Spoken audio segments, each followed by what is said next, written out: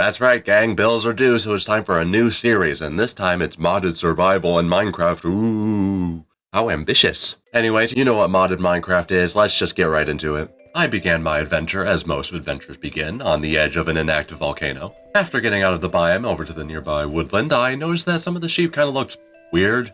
Oh, hold on, did I fuck up the resource packs already? Oh my god, I'm only 5 minutes into this world and it's already broken, goddamn. After fixing that problem, I decided to save the sheep from the oncoming fire and bring them over to where I was going to settle, which was on the nearby hillside, which I think looked rather nice and had a great view. Ooh, wow, sure glad that's inactive. I began to clear out the shrubs around so, I could actually build a house, which was easier said than done because there was trees and bushes everywhere. So we're just gonna fast forward through all of this, collecting of shrubs and turning off shaders because they were lagging my game stuff, just to keep the pace going. As I marveled at all the environmental damage I did, I noticed something off. My sheep was now missing. Oh, where did he? Oh, there you are. Are you trying to go back to your home? No. Yeah, you can have a seizure all you want, you ain't going nowhere. As I continued going through my shrub desolation tour, I decided that my only food source at the moment would be apples because I can't really just kill the animals, they're too sparse in the area and I don't even have a farm or agriculture going yet. I haven't reached that level of evolution, unfortunately.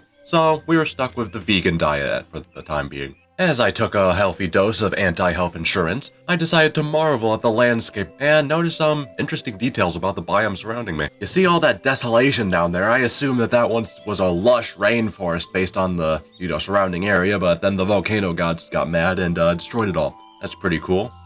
But I'm not those guys. After I grew bored of destroying the nature around me, I decided to move my focus downwards into the cave so I could get some stone and actually improve from wooden tools. Now granted, I kind of lost focus and dug a little bit too deep, but luckily this worked out because I got some early iron for me to use. Plus, being in the dark reminded me of the time I fell face first into an anthill when I was 8 years old.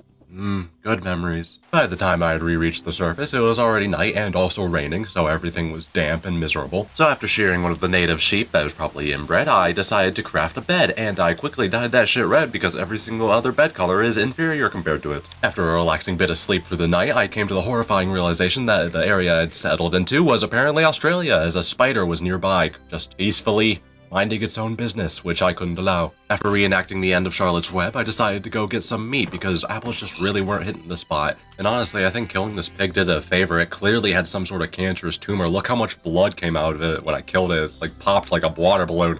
I figured since I was tired of nearly starving to death every 5 minutes that I would form an animal pen filled with all of the yummy animals surrounding me in nature, so they could all be in a convenient place for me to eventually murder them for my own satiation.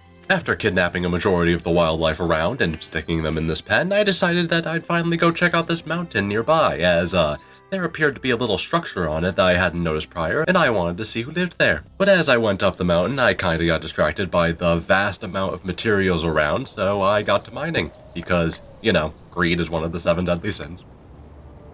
When I was growing up in Arizona, I wanted to be a marine biologist. Then I realized how scary the oceans are, That's not even including how fucking terrifying sharks are. And I decided, I'm not gonna do that. So, here I am, instead, playing video games, mining minerals on top of a mountain. Not much. It's an honest living, I guess. Well, not really honest, none of these minerals belong to me, but you get the point. I mean, in general, do you know how fucking terrifying the ocean is? Like, orcas, leopard seals, I know those are all northern creatures, and you could be like, but James, you could just go to the South Ocean, or the Pacific Ocean, or whatever the southern oceans there are. I think there's the Indian Ocean, or Sea, Indian Sea, or Red Sea, or Dead Sea. There's a lot of seas. There used to be 7. Then it changed. That was a weird choice for them to, add. It rhymed too. It was like 2 letters, SS, 7 Cs. They had a good thing going. That was like the pirate thing, arg and all that. That was great. I miss those days. Anyways, after about 30 minutes of mining and gathering resources across the mountain, I finally figured out who lived in that little hut we noticed before. Hi. So yeah, it was a bunch of illagers, and it turns out they were really not happy about me looting their mountain that they had called their home. Thankfully, I had this thing called a shield, so their arrows couldn't do too much to me. Well, the arrows that I actually managed to collect, that is. After this encounter, I decided to head on home so I could, gear up for the oncoming raid that I was going to commence on their compound. Unfortunately, there were about 30 million mobs in my way as I was running back, so I narrowly made it home with about 2 hearts left. The following morning, I spelted all of the iron that I had gathered and made that shit into armor so I could actually have some form of protection against the illagers I was about to fight. And based on the fact that there were so many of them over that compound, I knew there would likely be an evoker, or 2, maybe a couple of vindicators, so yeah, I would want to be armed to the teeth for this. Soon I was ready, and thus I headed off back to the mountain to go confront those gray, filthy illagers. Unfortunately, as I did, the sin of greed entered my bloodstream again, and I was forced to collect all this iron and coal on the way. And maybe I got a little bit distracted once more on the trip, but hey, can you blame me? I like being rich.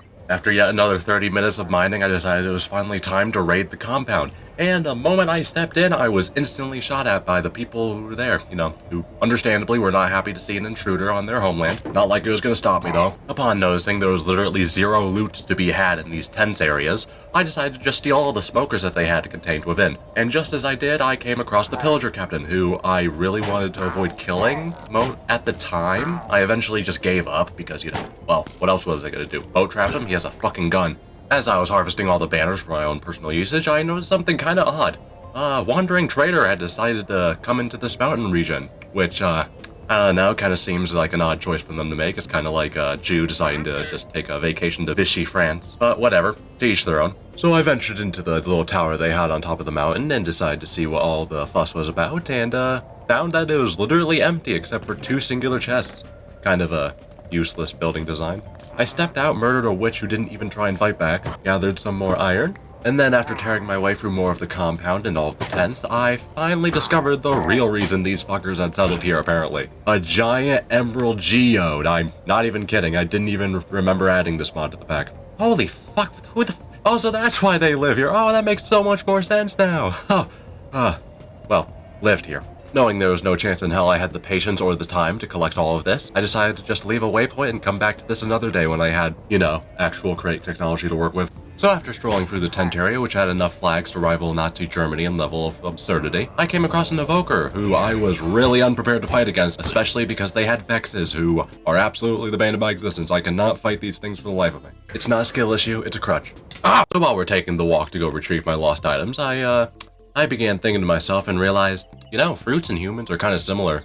They both have their, children on the inside, and you have to, peel them open in order to let them out.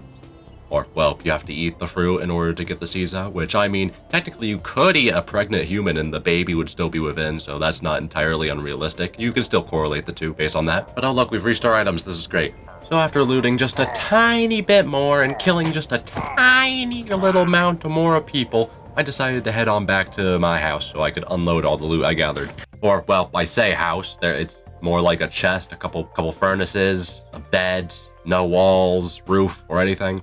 I decided that maybe it was time to fix that. But first I had to go make sure my animals were breeding right. Couldn't have them breeding wrong, now can I? Also, I don't know if it was the volcanic eruption nearby that affected the genetics of these animals, but I couldn't help but notice that quite a lot of them did not have eyes. So that's either a case of the inbreeding or the toxic sulfur in the air. I'm going to lean more towards the inbreeding because I haven't been exactly careful. But back on topic of the house, I decided that the little hillside I had settled next to would be a perfect place to build a house indented into the earth so I could expand it from within.